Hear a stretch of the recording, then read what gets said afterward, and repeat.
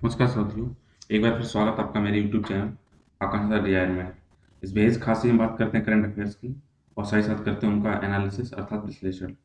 यदि आप मेरे चैनल पर नए हैं, चैनल को लाइक करिए, सब्सक्राइब करिए, कमेंट करिए, अपने साथ शेयर कीजिए और हाँ, बेल आइकन जरूर प्रेस कर लीजिए जिससे मेरे द्वारा अपलोड किए गए वीडियोज़ की नोटिफिकेशन आप तक पहुँच पाएँ और आप सबसे पहले मेरे वीडियो को देख पाएँ। यदि आप मेरे चैनल पर पुराने हैं तो इसे अपने चैनल को मानते हुए प्यार देते रहिए। इसे अपने नियर वन के साथ, पड़ोसियों के साथ, रिश्तेदारों के साथ शेयर करते रहिए। उनको सब्सक्राइब करने के लिए कहिए जिससे ये डिजिटल प्लेटफॉर्म और ग्रोथ कर सके। तो आइए शुरू करते हैं आज के प्रमुख करंट अफेयर्स, साथ ही साथ करेंगे उनका एनालिसिस। तो क्योंकि आज इसमें कैटल के बारे में था, जानवरों पर ज़्यादा बात होने वाली है, तो मैं सबसे पहले आपको एक वन लाइनर एक आंसर बता देता हूँ। अगर भारत में दूध के उत्पादन के मामले में देखा जाए तो टॉप 5 राज्य कौन से हैं, तो सबसे पहले आपको याद रखना होगा भारत में सबसे अधिक जिस राज्य में दूध उत्पादन होता है, जहाँ दूध पाया जाता है, वो है उत्तर प्रदेश, फिर आता है राजस्थान, फिर एमपी, आंध्र प्रदेश, गुजरात। जबकि आपको बता दीजिए गुजरात में दूध का कारोबार बहुत अच्छे ढंग से चलता है, लेकिन नंबर वन पे प्रोडक्शन कहाँ पे हो रहा है? उत्तर प्रदेश में। आइए अब देखते हैं आज के प्रमुख करंट अफेयर्स। असम में विभिन्न दबाव समूहों द्वारा राज्य सरकार द्वारा अभी हाल ही में एक अधिनियम पारित किया गया जिसका नाम है असम मवेशी संरक्षण अधिनियम। इसके खिलाफ एक रैली का आयोजन किया गया है वहां पर। इन प्रदर्शनकारियों का ये कहना है कि क्योंकि ये कानून क्या है, वो धर्म के नाम पर राज्य की कृषि अर्थव्यवस्था पर हमला है। जबकि वहाँ की जो सरकार है उसके द्वारा उनका उद्देश्य ये है कि मवेशियों के जो वध होता है, वहाँ पे उन्हें काटा जाता है, उन्हें मारा जाता है, उनके उपभोग और परिवहन को विनियमित करना उनको बताया गया है जिससे तस्करी ना हो सके। इसलिए आपस में यहाँ पर टकराहट की स्थिति देखी जा रही है। अभी हाल ही में हमारे प्रधानमंत्री नरेंद्र मोदी जी ने रूस के व्लादिवोस्तोक में आयोजित छठे पूर्वी आर्थिक मंच ईस्टर्न इकोनॉमिक फोरम के पूर्ण सत्र की वीडियो कॉन्फ्रेंसिंग के माध्यम से संबोधन किया है। आपको बता दें भारतीय प्रधानमंत्री को वर्ष 2019 में जो पांचवी पूर्वी आर्थिक मंच थी उसके मुख्य अतिथि के रूप में उनको पार्टिसिपेट किया गया था। प्रसिद्ध उद्यमी एलन मस्क की कंपनी स्पेस एक्स द्वारा हाल ही में ये घोषणा की गई है कि गैर सरकारी और सभी सिविलियन यात्रियों सहित पहली स्पेस फ्लाइट जो होने वाली है इंस्पिरेशन 4 को 15 सितंबर को लॉन्च किया जाएगा, क्योंकि एक अनूठा कार्य हो रहा है इसलिए आपको इसमें ध्यान देने की जरूरत है। केंद्र सरकार और असम राज्य सरकार, इसके अलावा असम के 5 विद्रोही समूहों द्वारा कार्बी आंगलोंग क्षेत्र में जो वर्षों जारी हिंसा हो रही है उसको समाप्त कर दिया गया है और समाप्त करने के लिए त्रिपक्षीय समझौते पर साइन भी कर लिए गए हैं। कल मैंने आपको नागा जनजाति समूह के बारे में बताया था, वहाँ के समझौते के बारे में बताया था, वो नागालैंड से थी। आज असम में बात करेंगे कार्बी आंगलोंग क्षेत्र के बारे में और इसी में हम जोड़ेंगे बोडो लैंड के बारे में, वो भी असम का ही मुद्दा है। इसके अलावा हम बात करेंगे राष्ट्रीय किसान डेटाबेस के बारे में, मांडा भैंस के बारे में और ग्रीस में जलवायु संकट से निपटने हेतु एक मंत्रालय का गठन किया गया है उसके बारे में। तो आइए देखते हैं सबसे पहले उन टॉपिक्स का जिसका यूपीएससी और पीसीएस में तो लिंक जीएस पेपर 2 से है। बाकी अन्य एग्जाम में अगर आपसे क्वेश्चन पूछा जाएगा सरकारी नीतियां और उनके विभिन्न क्षेत्रों में विकास के लिए हस्तक्षेप सरकार द्वारा क्या किए गए हैं या उनके कार्यान्वयन के कारण जो भी विषय उत्पन्न हुए हैं उनसे लिंक अगर कोई टॉपिक आएगा तो आपसे क्वेश्चन ये आ सकता है कि मवेशी संरक्षण अधिनियम 2021 जो असम में पारित किया गया है उनका क्या मतलब है, क्या उद्देश्य है, उसमें कोई क्वेश्चन आ सकता है। अगर इसके डिटेल में देखा आपको बताऊं, ये हमारा उत्तर पूर्वी राज्य है असम, ये पीछे उसका मैप है। यहाँ पर असम कैटल रिजर्वेशन बिल 2021 लाया गया है, तो इसमें देखते हैं इसमें क्या कहा गया है कि इसके तहत क्या बोला है कि अगर गाय है, उनका बछड़ा है और बछिया यानी कि उनका बच्चा है, उनको आप क्या मार नहीं सकते, उनको काट नहीं सकते, उनका वध नहीं कर सकते हैं। इसके अलावा जो भी रास्ता यहाँ से होने वाले जितने मवेशी यहाँ से जाएंगे ट्रांसपोर्ट होकर, उन पर भी प्रतिबंध किया गया है। इसके साथ ही जो हिंदू, जैन, सिख और अन्य ऐसे लोग जो कि क्या बीफ अर्थात सूअर का मांस नहीं खाते हैं, तो उनको क्या है उन क्षेत्रों में बीफ के उनके उत्पादन पर और उनकी बिक्री करने पर वहां पर प्रतिबंध लगाने की बात कही गई है। इसके अलावा किसी भी मंदिर, वहां पे एक सत्र होते हैं, सत्र या फिर हिंदू धार्मिक संस्थानों के 5 किलोमीटर दायरे के अंदर भी ना तो बीफ को उत्पादित किया जाएगा, ना ही उनको वहां पे बिक्री की जाएगी। ये अधिनियम की बिंदु है। अगर आपने उनका उल्लंघन किया तो होगा क्या, आप अगर उल्लंघन करोगे तो आप न्यूनतम 3 साल से लेकर 8 साल तक की सजा हो सकती है आपको, या फिर आपसे 3 लाख रुपए से लेकर 5 लाख तक का जुर्माना हो सकता है, या हो सकता है आपको सजा और जुर्माना दोनों हो। इसके अलावा अगर कोई व्यक्ति दोबारा वही अगर पाया जाता दोषी तो उसको ये चीजें डबल हो जाएंगी, यानी न्यूनतम 6 साल हो जाएगा, अधिकतम 16 साल हो जाएगा, जुर्माना 6 लाख से 10 लाख के बीच में होगा। अगर देखें इस कानून की आवश्यकता उस राज्य में क्यों देखी गई है, क्योंकि वहां पर सरकार द्वारा ऐसा माना जा रहा है कि यहाँ पर सुरक्षा बलों की पर्याप्त तैनाती है, उसके बाद भी यहाँ पर भारत बांग्लादेश के बीच में अवैध मवेशियों की तस्करी होती रहती है। अगर केंद्र सरकार का डाटा देखा जाए तो उन्होंने बोला है कि जो बीएसएफ है, बॉर्डर सुरक्षा बल, उन्होंने वर्ष 2016 से और 2020 के बीच में भारत और बांग्लादेश सीमा पर 4,76,035 मवेशियों के वहाँ पे सिर जब्त किए थे, यानी उनका वध किया गया था। अगर देखें इसमें आलोचनाएँ क्या हो रही हैं, आलोचना ये हो रही है कि ये जो कानून है ये पूरी तरह से गौ हत्या पर प्रतिबंध लगाता है, तो कुछ लोगों का खाना है वो इस पे नाराज़गी व्यक्त कर रहे हैं। इसके अलावा क्योंकि 5 किलोमीटर का दायरा यहाँ बीफ के लिए उत्पादन और उसके बिक्री के लिए इसमें रिस्ट्रिक्ट किया गया है, जिससे क्या होगा उन्हें वहाँ के स्थानीय निवासियों को जो बीफ खाने वाले हैं उन्हें लगता है कि एक तरीके का पूर्ण प्रतिबंध लगाने जैसा प्रतीत हो रहा है कि हम भी इसको ना खाएँ।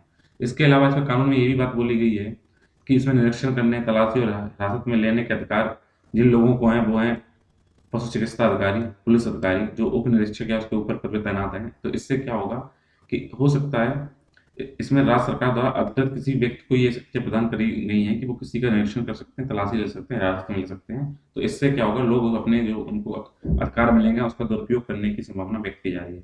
इसके अलावा जो कानून में उल्लंघन अगर इनका होता है तो उसमें दंड और जुर्माना लगाया जा रहा है वो काफ़ी कठोर लगता है, क्योंकि भारतीय दंड संहिता 1860 में इस प्रकार की जो अगर कोई सज़ा होती है उसके लिए इतने गंभीर अपराध श्रेणी में ये जो है वो नहीं है, लेकिन इसमें गंभीर अपराध श्रेणी में इसको शामिल किया गया है।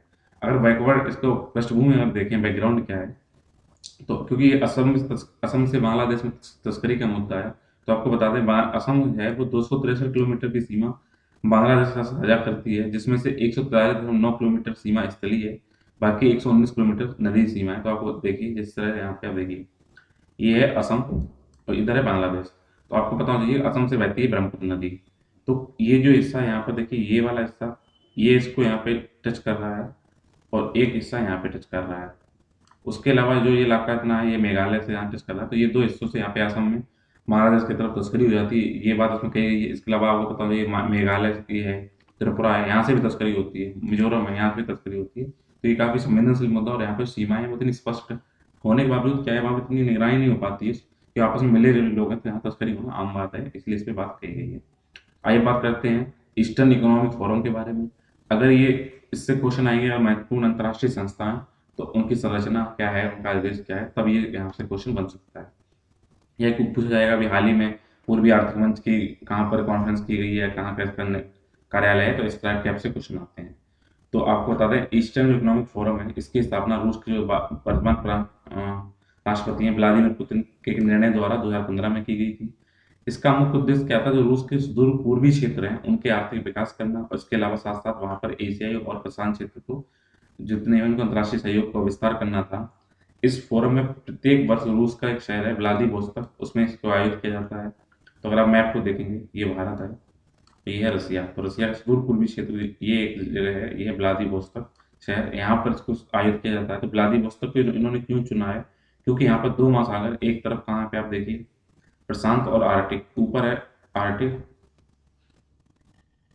और नीचे है यहाँ पे प्रशांत महासागर, तो इसको ही जोड़ता है। इसके अलावा यहाँ पे ये 5 देशों चीन, ये आपका है चाइना, इधर है आपका जापान, मंगोलिया ये रहा इस साइड में, ये है मंगोलिया, संयुक्त राज्य अमेरिका इधर जाओगे इस साइड में ये अमेरिका मिलेगा, और डेमोक्रेटिक रिपब्लिक ऑफ कोरिया या साउथ कोरिया नॉर्थ कोरिया ये जो हिस्सा है, तो यहाँ पे इसको साझा करता है, इसलिए इंपॉर्टेंट जगह बन जाती है रूस के लिए भी। इसके अलावा यहाँ पर बहुत ही खनिज संसाधन भी पाए जाते हैं, उनका अन्वेषण करने के लिए हाइड्रोजन ईंधन के लिए भी ये क्षेत्र बहुत ही इंपॉर्टेंट है। यहाँ पर विश्व अर्थव्यवस्था के क्षेत्रीय एकीकरण, नए जो वहाँ पे टेक्नोलॉजी होगी, उद्योग होंगे, उनके विकास के साथ साथ रूस क्या है अन्य जो देशों के साथ मिलकर जो वैश्विक चुनौतियां हैं उन पर एक चर्चा हो सके, इसलिए इसको एक मंच के रूप में दिखता है। अगर बीते वर्ष की बात की जाए तो ये रूस और प्रशांत एशिया प्रशांत के राजनीतिक, वहाँ के आर्थिक और सांस्कृतिक संबंधों के बीच विकसित रणनीति की चर्चा करने के लिए एक अंतर्राष्ट्रीय मंच के रूप में यहाँ पर उभरा है। इकोनॉमिकल, पॉलिटिकल और कल्चरल जो भी यहाँ चर्चाएं होती हैं इस पर की जाती हैं। अगर देखें यहाँ पर पार्टिसिपेट कौन कौन करता है, तो इसमें क्या होता है, मुख्य भागीदारी देश क्या है, आसियान के हैं, जो कि दक्षिण पूर्वी एशियाई गस्ती रूप से जो विकासशील देश हैं यहाँ पर हैं, वो लोग वार्ताएं करते हैं। तो देखें प्रमुख कौन है, अफगानिस्तान है, ईरान है, इंडिया है, रसिया तो है ही, और व्लादिवोस्तोक इसका शहर है, ये इसमें शामिल है। अगर ये देखें कि ईस्टर्न इकोनॉमिक फोरम में भारत अब अपनी दिलचस्पी क्यों दिखा रहा है, क्योंकि एक ये सौहार्द और ऐतिहासिक रूप से संबंधों से परे, भारत ये तो है ही हमारे सौहार्द संबंध हैं, ऐतिहासिक संबंध हैं, तो हम क्या करते हैं, रूस से हथियार खरीदते हैं और लगभग प्रमुख हम इसके ग्राहक भी हैं। तो मार्च में भारत ने क्या किया था, यहाँ की प्रसिद्ध जो राइफल है क्लासिको असॉल्ट राइफल, जिसको असॉल्ट राइफल जो ज़्यादातर आपने देखा पुलिसकर्मी इसको पकड़े रहते हैं, इसके निर्माण के साथ रूस के साथ एक संयुक्त उद्यम भी हमने स्टार्ट किया है, ये असॉल्ट राइफल है, इसका फिगर देखिए। इसके अलावा वर्ष 2018 में रूस ने भारत को S-400 उन्नत वायु रक्षा प्रणाली भेजी थी। मिसाइल प्रणाली है, यहाँ से क्या है मिसाइलें दागी जाती हैं और ये खासियत क्या है, इसको ट्रक के द्वारा भी ले जाया जा सकता है, टैंक की जरूरत नहीं पड़ती है, इसलिए S-400 की तकनीक हमें रूस से मिली है। ये अब भी अपना याद रखिएगा, इसको भी क्वेश्चन में आते हैं। इसके अलावा हमारे व्यापार तो हैं ही दोनों के साथ, इसके यहाँ पर क्या है, जो रूस का जो ईस्टर्न इलाका है, सुदूर पूर्वी क्षेत्र है, वहाँ पर हाइड्रोकार्बन के भंडार है और हाइड्रोकार्बन भविष्य की ऊर्जा है, तो इसलिए हम वहाँ दिलचस्पी दिखा रहे हैं। आइए बात करते हैं जीएस पेपर 3 से लिंक सब्जेक्ट्स के बारे में या टॉपिक्स के बारे में। अगर आपसे ये इंस्पिरेशन 4 स्पेस एक्स के जो सभी सिविलियन यात्रियों सहित पहली अंतरिक्ष अभियान के लिए जो तैयार है, ये इंस्पिरेशन 4, इससे आपसे क्वेश्चन पूछा जा सकता है कि अंतरिक्ष में जो भी गतिविधियां हो रही हैं या सूचना technology, robot technology, nano technology से क्या संबंधित विषय हैं, तब आपसे ये क्वेश्चन आएगा। तो आपको बता दें, स्पेस एक्स में क्या है, इसके क्रू ड्रैगन अंतरिक्ष यान है, इसका अंतरिक्ष यान का नाम है क्रू ड्रैगन। इसको अमेरिका की फ्लोरिडा जगह है, वहां के स्पेस सेंटर्स को लॉन्च किया जाएगा, जो नासा के द्वारा किया जाएगा, कैनेडी स्पेस सेंटर से। यह अंतरिक्ष यान में क्या होगा, 4 प्राइवेट जो नागरिक होंगे उनके एक ग्रुप को 3 दिन की अंतरिक्ष यात्रा कराई जाएगी। तो ये है, आप देखिए, ये स्पेस एक्स का ये मॉडल है, ये उड़ा के ले जाएगा, इसमें नीचे वाले इसमें लोग बैठे होंगे, ये इसको ले जाएगा। और यहाँ पे जिस तरह से आप टूरिस्ट आप फ्लाइट पकड़ते हैं, उसी तरह की फ्लाइट की नई संभावना वो खुली जा रही है स्पेस एक्स द्वारा, इसलिए इंपॉर्टेंट हो जाता है आपके परीक्षा के लिहाज से भी। अभी देखें इसमें कौन से अंतरिक्ष यात्री होंगे। इस अंतरिक्ष यान के जो सभी चारों सीटें हैं वो फिनटेक कंपनी है, उसके स्विफ्ट 4 पेमेंट्स के संस्थापक हैं, जो अमेरिकी अरबपति जेरेड इसॉकमैन, उन्होंने इसको चारों सीटों को खरीद लिया है। इसॉकमैन के इसमें जाएंगे, ये जो 4 लोग हैं ये यहाँ पे यात्रा करने वाले हैं। इसमें क्या होगा, इसके लिए फायदा ये क्या किया जा रहा है, इसके अत्यंत खतरनाक बीमारियों से जो बच्चे ग्रसित हैं, विशेषकर ल्यूकेमिया या फिर कैंसर से पीड़ित जो केंद्रित हैं, टेनेसी स्थित एक है बाल चिकित्सा उपचार और अनुसंधान सुविधा centre, Saint Jude children research hospital. इसके लिए जो ये जाएंगे उनको जो भी स्पॉन्सरशिप मिलेगी उसके लिए धनराशि जुटाने के लिए ये अच्छा कार्य किया जा रहा है। तो आइए बात करते हैं कि इंस्पिरेशन 4 आखिर है क्या। इंस्पिरेशन 4 क्या है, ये पृथ्वी की परिक्रमा करते हुए अंतरिक्ष में 3 दिनों तक की यात्रा है। इसमें इस मिशन में यात्रा कराई जाती है 3 दिनों की, उसके बाद इसको अटलांटिक महासागर में उतार कर वापस लाया जाता है। अगर इंस्पिरेशन 4 की बात की जाए तो ये पृथ्वी से 408 किलोमीटर, आपको पता है, ऊपर ऊंचाई पर स्थित है इंटरनेशनल स्पेस स्टेशन, अंतर्राष्ट्रीय अंतरिक्ष स्टेशन, और 547 किलोमीटर ऊंचाई पर स्थित है हब्बल टेलीस्कोप। इसकी तुलना में भी ऊपर जाकर 575 किलोमीटर ऊंचाई पर ही पृथ्वी की परिक्रमा करेगा, सबसे ऊपर ये, यानी कि अंतर्राष्ट्रीय अंतरिक्ष स्टेशन है उसको भी देखिएगा, और हब्बल टेलीस्कोप है उसके ऊपर जाके ये 575 किलोमीटर ऊंचाई पर परिक्रमा करेगा 3 दिनों तक। इसे वर्ष 2009 में हब्बल टेलीस्कोप की मरम्मत के लिए भेजे जाने वाले जो भी अंतरिक्ष यात्री थे, उनको अभी तक सबसे अधिक दूरी पर यात्रा की थी। अब ये क्रू जो सही यान जा रहा है, अब इससे अधिक यात्रा ही करेगा, क्योंकि वो लोग 547 किलोमीटर ही गए थे, अब 575 किलोमीटर की यात्रा की जाएगी। इसमें क्या होगा, इस मिशन के प्रयुक्त होने वाले क्रू ड्रैगन जो मॉड्यूल है, इसमें विशेष रूप से कुछ सुधार किए गए हैं जिससे लोगों को सुरक्षित लाया और ले जाया जा सके। अगर देखें इस अंतरिक्ष यात्रा का आखिर महत्व क्या है, मैं इतनी क्यों इसमें बोल रहा हूँ, इम्पोर्टेंट क्या है, क्योंकि इसमें जब भी लोग जो जाएंगे वापस आएंगे तो उनकी जो यात्री होंगे उनकी स्वास्थ्य संबंधी उनके डेटा इकट्ठे किए जाएंगे। इसके अलावा भविष्य में जो भी चालक दल सहित उनको भेजा जा सकेगा, इसकी योजनाएं बनाई जा सकेगी। साथ ही साथ इसमें जो यात्री जाएंगे आएंगे उनके बिहेवियर के बारे में देखा जाएगा, उनकी संज्ञा जो भी उनमें चेंजेस आए हैं, कॉग्निटिव चेंजेस आएंगे, उनका भी इसमें आकलन किया जाएगा। आपको बता दें, जो अरबपति हैं जेफ बेजोस और रिचर्ड ब्रेसन द्वारा हाल ही में अंतरिक्ष यात्रा के लिए इंस्पिरेशन 4 को गैर पेशेवर व्यक्तियों के लिए भी अंतरिक्ष में यात्रा करने का अवसर प्रदान करने के लिए प्रयास के रूप में देखा जा रहा है। तो स्पेस एक्स के मालिक हैं एलन मस्क, उनको भी आप ये याद रखिए, और जो यहाँ के जो अरबपति उनके भी क्या भी पॉइंट ऑफ व्यू है ये आप देख लीजिए। आइए बात करते हैं कार्बी समझौते के बारे में। अगर आपसे ये क्वेश्चन आएगा तो ये आएगा, सीमावर्ती क्षेत्रों में जो सुरक्षा चुनौतियां हैं या उनसे संबंधित क्या संगठित अपराध जो किए जा रहे हैं, आतंकवादी संबंधित जो घटनाएं हो रही हैं, उनसे कोई टॉपिक आएगा तब आपसे क्वेश्चन पूछा जाएगा। क्योंकि 5 समूहों ने इस पर साइन किया है कार्बी आंगलांग पे, तो अभी नाम याद रखिए, मतलब नाम याद रखना, सुन लीजिए, हो सकता है कहीं पर आ जाए ये जो समूह है किस राज्य से संबंधित है, तो आप सुन लीजिए। इसमें जो 5 समूह वो हैं, Karbi Longri NC hills liberation front, people's democratic council of Karbi Longri, Kuki liberation front, united people's liberation army और कार्बी पीपल्स लिबरेशन टाइगर, ये इसके प्रमुख 5 हिस्से थे। तो अभी देखते हैं कार्बी आंगलांग क्षेत्र आप है क्या। अगर आप उत्तर पूर्व में जाएंगे तो ये सिक्किम है, अरुणाचल प्रदेश है, नागालैंड है, मणिपुर है, मिजोरम है, त्रिपुरा, मेघालय है और असम है। तो असम का जब दक्षिण हिस्से में जाएंगे तो ये जो इलाका है यहाँ पे कार्बी आंगलांग का यहाँ पे प्रभाव देखा गया है। उन्हीं लोगों ने इसमें क्या किया है, यहाँ पे समझौते पर साइन किए हैं। और इसके प्रमुख बिंदु क्या देखें, समझौते पर साइन होकर होगा क्या, ये एक तरीके का शांति समझौता है जिसमें क्या है, जो वहाँ पे कार्बी के जो है जो सशस्त्र कैडर हैं, उन 1000 से अधिक लोगों ने क्या किया है, हिंसा छोड़ने का प्रण लिया है और वो मुख्य धारा, समाज की मुख्य धारा में शामिल होने का इन्होंने ये किया है कि हम मुख्य धारा में शामिल हो जाएंगे। इसके अलावा उनको पुनर्वास का भी प्रावधान को कर दिए जाएंगे।